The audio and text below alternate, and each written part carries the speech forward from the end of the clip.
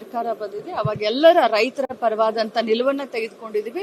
ರೈತರ ಪರವಾಗಿ ನಾವು ನಿಂತ್ಕೊಂಡಿರೋದನ್ನ ನೂರಾರು ಬಾರಿ ನಾವು ಸಾಬೀತನ್ನ ಪಡಿಸಿದೀವಿ.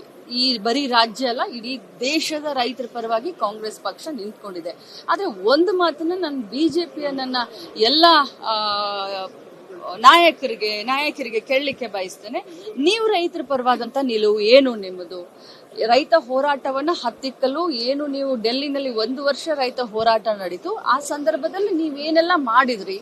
120 ರೈತರ ಒಂದು ಸಾವಾಯಿತು. ಆ ಸಂದರ್ಭದಲ್ಲಿ ನೀವು ಏನೆಲ್ಲ ಮಾಡಿದ್ರಿ ಅಂತ ಹೇಳಿ ಸ್ವಲ್ಪ ತಾವು ತಮ್ಮ ಬೆನ್ನನ್ನ ನೋಡ್ಬೇಕು ಅಂತ ನಾನು ಈ ಸಂದರ್ಭದಲ್ಲಿ ಹೇಳ್ತೀನಿ. ಜೊತೆಲಿ ಹಾವೇರಿಯಲ್ಲಿ ಗೋಲಿಬಾರ್ ಮಾಡಿಸಿದ್ದು ಕೂಡ ಬಿಜೆಪಿಯ ಸರ್ಕಾರ, ಅದನ್ನು ಕೂಡ ಅವ್ರು ಮರಿಬಾರ್ದು.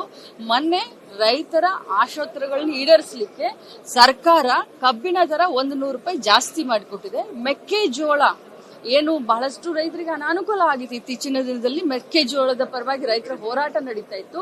ಕೇಂದ್ರದ ನೀತಿಗಳು, ರೈತ ವಿರೋಧಿ ನೀತಿಗಳಿಂದ ಏನು ಅವರು ನಾವು ಆಮದು ಮಾಡ್ಕೊಳ್ಬೇಕು ಮೆಕ್ಕೆಜೋಳವನ್ನ, ನಮ್ಮ ದೇಶದಲ್ಲೇನೆ ಇಷ್ಟು ಮೆಕ್ಕೆಜೋಳ ಬೆಳೀತಾ ಇರಬೇಕಾದ್ರೆ ಕೇಂದ್ರದವರು ಮೆಕ್ಕೆಜೋಳವನ್ನ ಹೊರ ದೇಶದಿಂದ ನಮ್ಮ ದೇಶಕ್ಕೆ ಆಮದು ಮಾಡ್ತಾರೆ. ಇದೇ ಬಿಜೆಪಿ ಸರ್ಕಾರ ಅಲ್ಲಿದೆ. ಅವ್ರು ಆಮದು ಮಾಡ್ಕೊಂಡು ರೈತರಿಗೆ ತೊಂದರೆ ಆದ್ಮೇಲೆ ಇಲ್ಲಿ ನೋಡಿದ್ರೆ ನಾಟಕ ಆಡ್ತಾರೆ, ರೈತರಿಗೆ ತೊಂದರೆ ಆಗ್ತಾ ಇದೆ ಕಾಂಗ್ರೆಸ್ನಿಂದ ಅಂತ.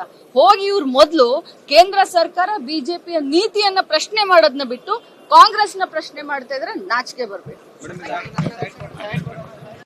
ಹಾಳು ಮಾಡಬೇಕು